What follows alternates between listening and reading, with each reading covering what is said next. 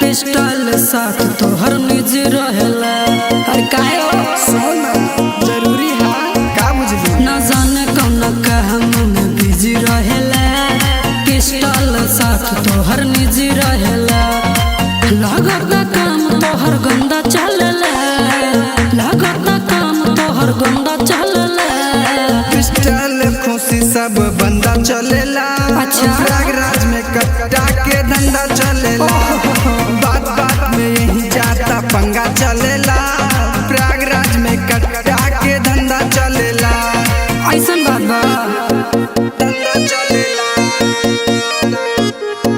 धंधा चलेला। Mix by DJ Sahabuddin. Prayagraj में कट्टा के धंधा चलेला। सुनिए के आवता ये जब ही फील हो। जानी जाई पुल सजियल हो मुश्किल हो। करे न्यू है जमन करेला दिल हो। मार देनी गोली खड़ा कई के वकील हो। हल्के में हो क्या समझी मतलब ना मन बा बात माना जनुआ छोड़ा ये सब काम हो। एकरा में होके खाली नाम बदनाम हो। काम ऐसन करे कि लफंगा चलेला। काम ऐसन करे कि लफंगा चलेला। नमवे से पूरा दरभंगा चलेला। अच्छा। प्रयागराज में कट्टा के धंधा चलेला।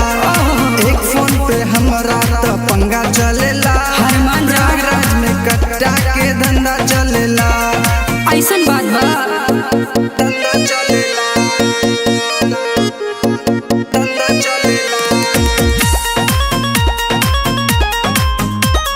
प्रयागराज में कट्टा के धंधा चलेला। लहगे की भारी पड़ी कोइल प्यार हो। ऐसे न मनी है जानू पापा हमार हो।